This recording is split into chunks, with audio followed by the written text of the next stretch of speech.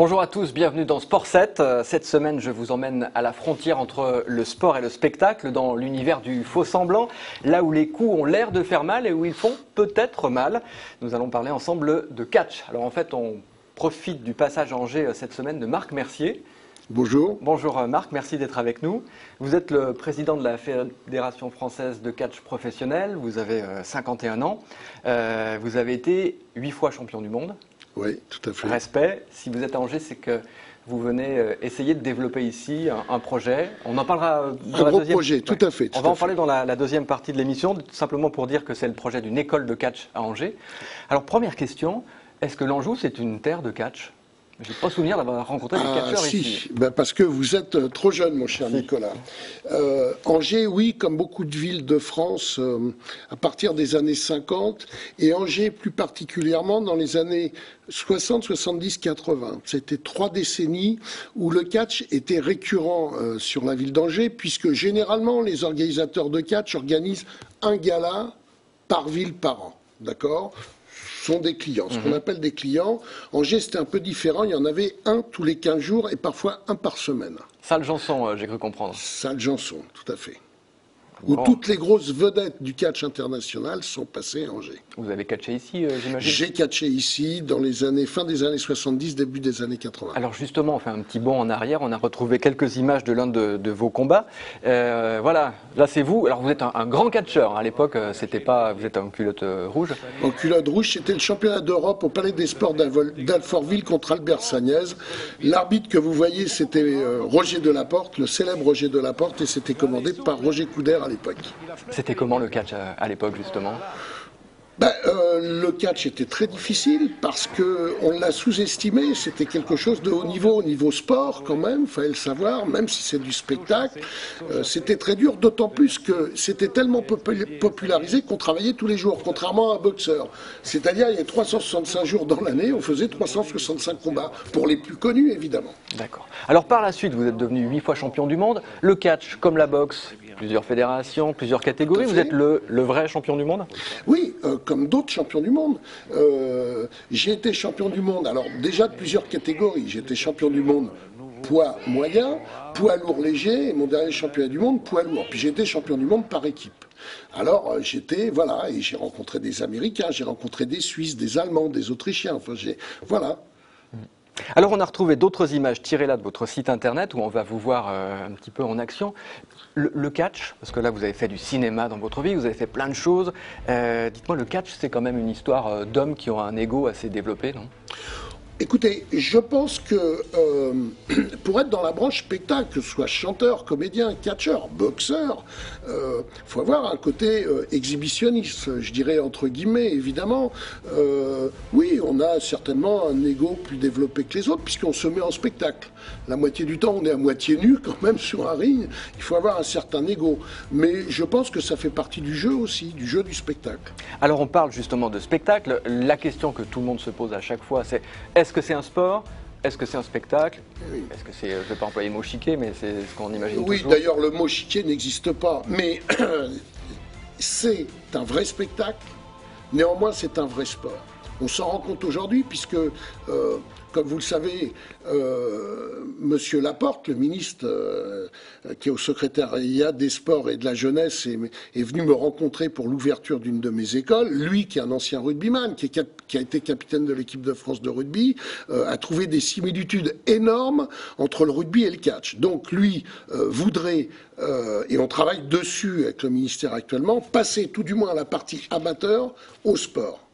Une agrémentation au sport. Et puis la partie professionnelle, où là ce sont des shows, des rentrées d'argent, des salaires, ça reste à la culture, c'est la loi que mon père avait fait voter en 1976 pour les intermittents du spectacle, du catch. On parle spectacle, on ne peut pas se passer de cette image très rapidement, c'est quelques images du catch américain. Oui. Est-ce qu'on va voir certains des grands catcheurs, des plus grands catcheurs américains, on va dire mondiaux, est-ce que ces catcheurs, ils vous plaisent ? Est-ce que ça vous fait sourire ? Est-ce que ça c'est du vrai catch ? Alors, un catcheur reste un catcheur. Bien sûr que c'est du vrai catch. Les Américains sont tous des lutteurs de haut niveau, en première base. Ils ont commencé par la lutte. Donc, ce sont de vrais sportifs. Là-bas, le catch est différent, c'est de l'entertainment. On vous raconte une histoire, on vous raconte un film, c'est hollywoodien. C'est très bien. Là, c'est hollywoodien, ça c'est sûr. C'est Hollywood, tout à fait. Tout est scénarisé, tout est agencé de ce côté-là.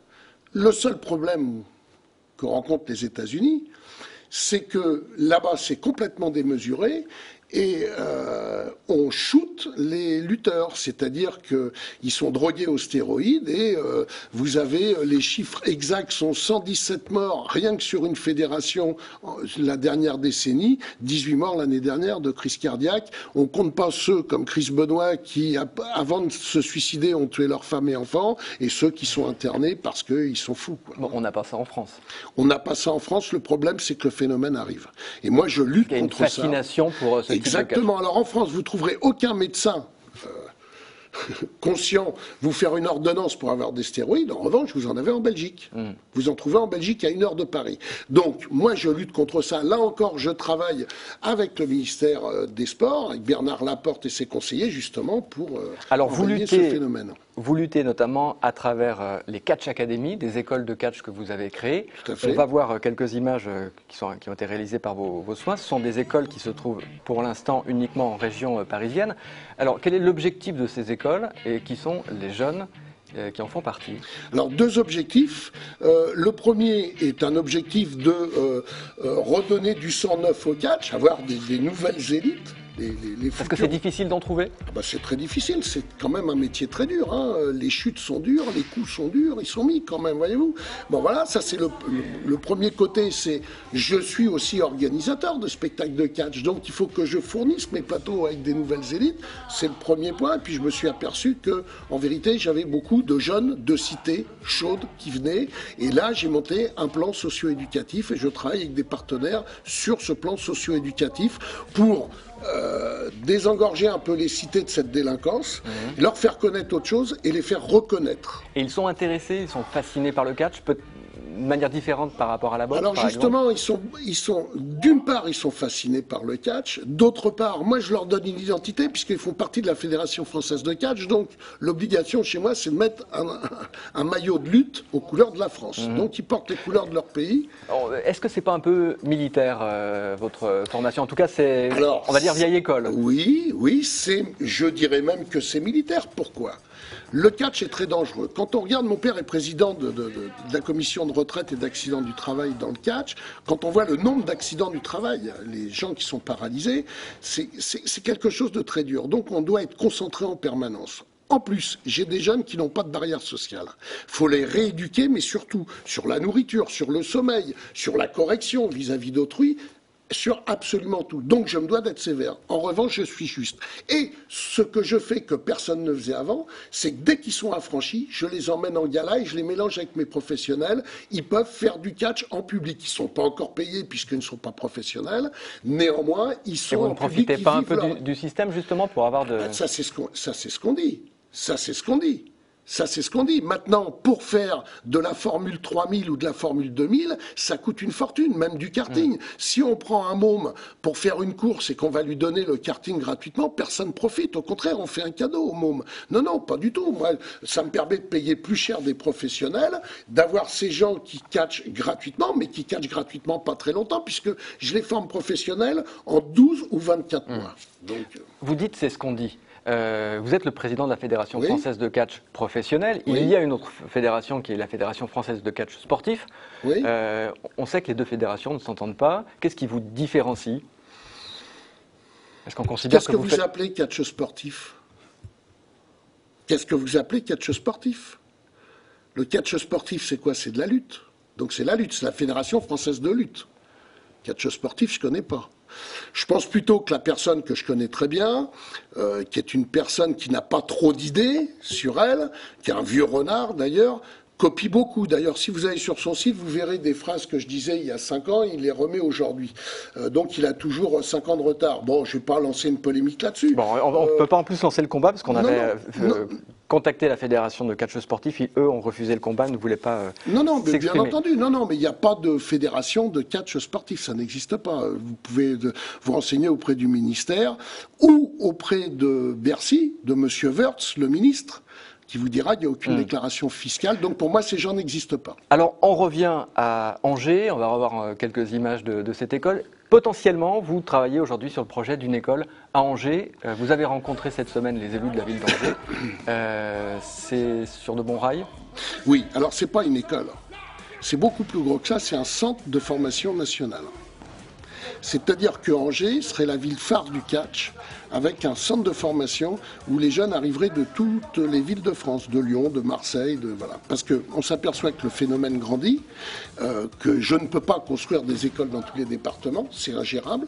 Donc j'ai décidé de faire un pensionnat, un genre de sport-études, un centre de formation où je forme ces gens-là en 2 ans. Simplement, il faut savoir que ces jeunes n'ont pas d'argent, que nous sommes en période de crise, que les parents n'ont pas d'argent. Donc, je travaille en collaboration avec l'État, le gouvernement actuel, avec les communautés de communes, et donc la mairie d'Angers. Nous sommes en pourparlers. Je pense que le projet est bien sur les rails. Ils sont très intéressés par ce projet-là, parce qu'Angers est une ville sportive et culturelle, qui est très bien desservie, d'ailleurs, TGV, autoroutier, et avoir un centre de formation national surveillé par le ministère des Sports. Est-ce que vous avez déjà une idée de l'endroit où il pourrait s'installer? Oui, mais là, je ne peux pas vous le dire, parce que c'est un peu spécial.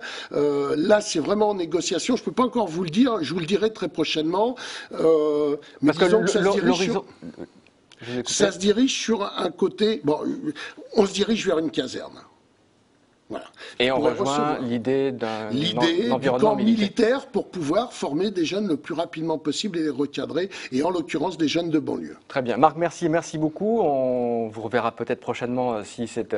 Alors je voulais juste vous dire une chose, j'ai déjà des contacts avec des entreprises d'Angers, avec qui je vais collaborer, en l'occurrence Monsieur Courant de Cordes Concept. Eh bien vous viendrez nous en reparler quand tout sera ça officiel. Merci beaucoup, bonne semaine, à lundi prochain.